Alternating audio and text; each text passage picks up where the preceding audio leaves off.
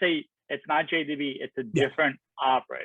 Yeah. Like, what are like the top three things that you've learned in this process that the people who've had that experiences with turnkeys, they didn't do this? Yeah. This is a great test for me, man. I appreciate this.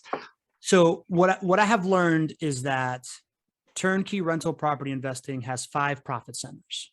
And you got to be aware of the 5 profit centers. I'm gonna take your word for it. I'm gonna do 3 things, right? Like, but the first one is 5 profit centers. So you got to understand how the 5 profit centers are different levers of what you're going to get out of the asset class, right? There's cash flow, there's tax benefits, there is debt pay down, there's appreciation, and then there's inflation hedging, which I honestly don't understand how to quantify, right? But like, I know that that's real. So because of that, you can either opt into a situation where it is cash flow rich and or which allows you to do things with that cash money in hand present day, right?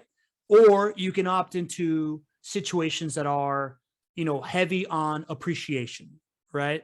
And then the other two, I don't really know how it varies market by market, but I understand that the markets that exist kind of have that like give and take between cash flow and upside of appreciation, right?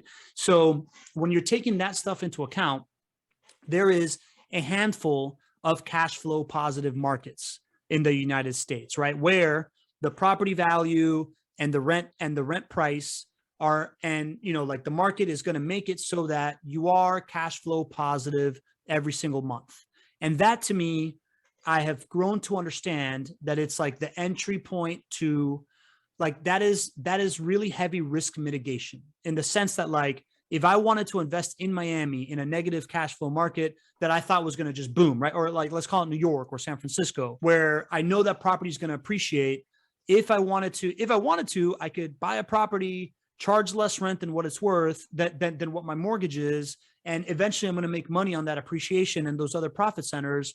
But every month I'm going to be coming out of pocket a little bit to give up for that, right? So if that goes too south, that's a heavy risk thing. And it's also going to impede me on like scaling that investment out, right? So I have grown to understand for myself that I want like a cash flow positive market, because it's like, I describe it kind of like arm strength in the NFL, right? Like you want a quarterback that can make every single throw, but at a certain moment, Joe Flacco, who had a canyon, was not better than Tom Brady, right? So there's other things that matter more when it comes to winning games. And in rental property investing, that lever of cash flow to appreciation is usually a little bit juxtaposed. And in the cash flow markets, Jacksonville is one of the ones that has one of the lower cash flows, but it has the highest historical rate of appreciation, right? So like, and when you end up looking at how much money you make off an asset, if you are considering it a buy and hold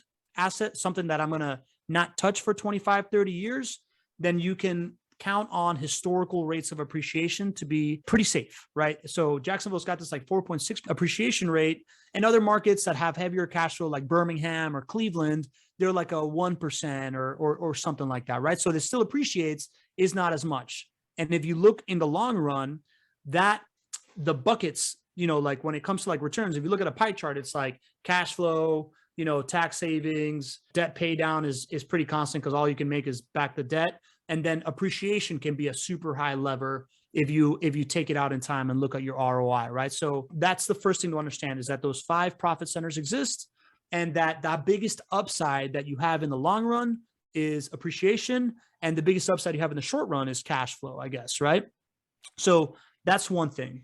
Then I realized what you said, that it's the team, right? Like the operator can make or break that deal. The operator is really what controls that hedge point of risk.